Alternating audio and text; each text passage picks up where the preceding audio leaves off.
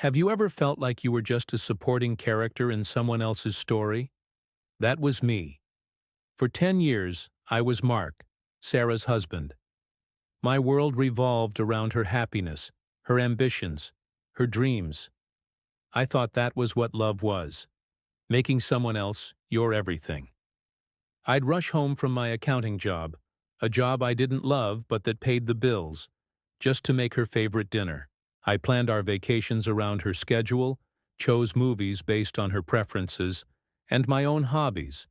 Well, they slowly faded into the background, like old photographs collecting dust on a shelf.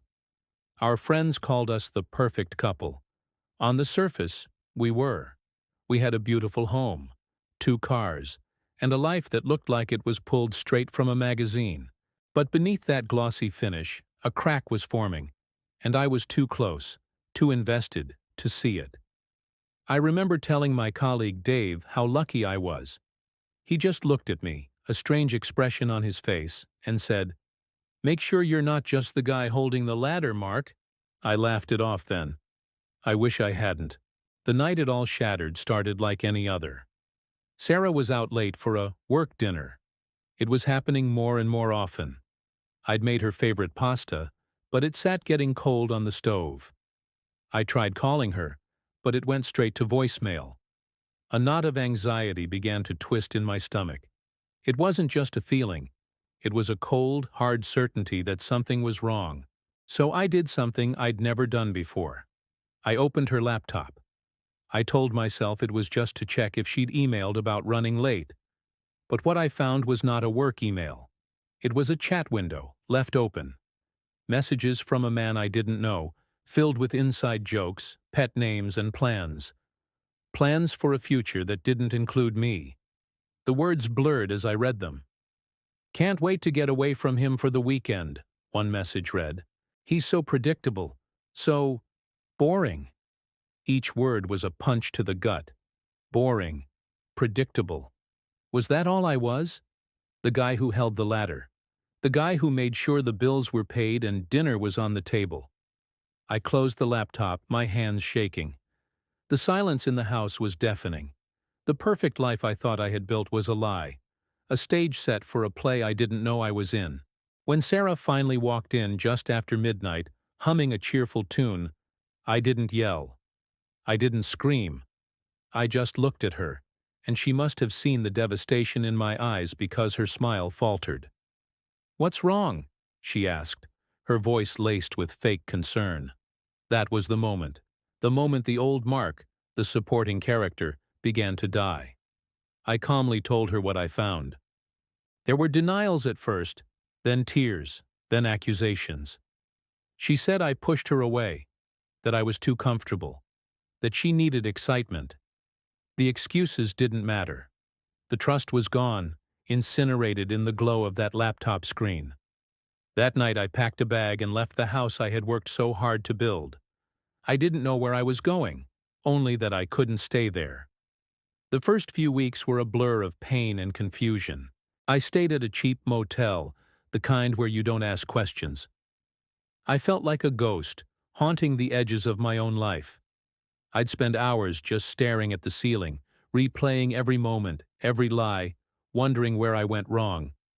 The anger was a fire, and the sadness was an ocean, and I was drowning between them. It would have been so easy to let that bitterness consume me, to become a man defined by his betrayal.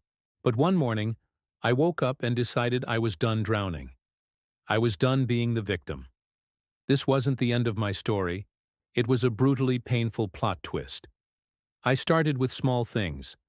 I went for a run, feeling my lungs burn, feeling alive. I bought a guitar, something I hadn't touched since college. My fingers were clumsy at first, the chords rusty, but with each note, a piece of the old, forgotten me started to come back. I remembered the guy who loved music, who dreamed of traveling, who had opinions and passions of his own. I called my boss and quit my safe accounting job. It was the scariest and most liberating thing I'd ever done. I took my savings and bought a one-way ticket to Southeast Asia, a trip I'd always dreamed of but that Sarah had always dismissed as too rugged. For the first time in a decade, I was making a choice just for me. The journey was a healing process. I hiked through jungles, learned to cook new foods, and met people who didn't know me as Sarah's husband. They just knew me as Mark. I started a travel blog, not for fame or money, but just to document my journey, to process my thoughts. I wrote about the beauty of a sunrise over ancient temples and the kindness of strangers. I also wrote about heartbreak, about rediscovering yourself when you feel lost. And a strange thing happened. People started reading it. They connected with my story. I received messages from people all over the world who had felt lost, who had their hearts broken, who were inspired to find their own path. It was in a small cafe in Chiang Mai, Thailand, that I truly understood. I was replying to a comment from a woman who said my blog had given her the courage to leave a toxic relationship. In that moment, I realized my worth wasn't tied to being a good husband or having a perfect life. My worth came from my resilience, my kindness, my courage to start over. The pain I had endured hadn't broken me.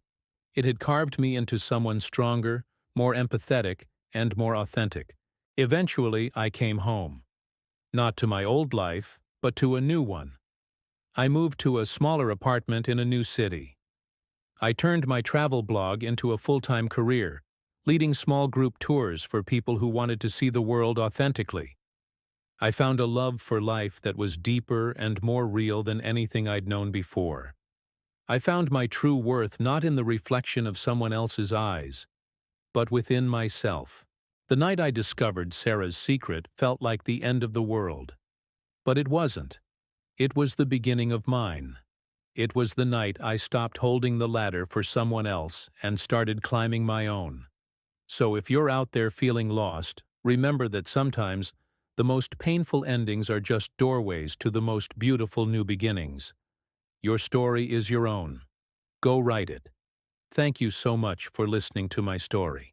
If it resonated with you, I'd be so grateful if you would like this video and subscribe to the channel for more stories about turning life's biggest challenges into its greatest adventures.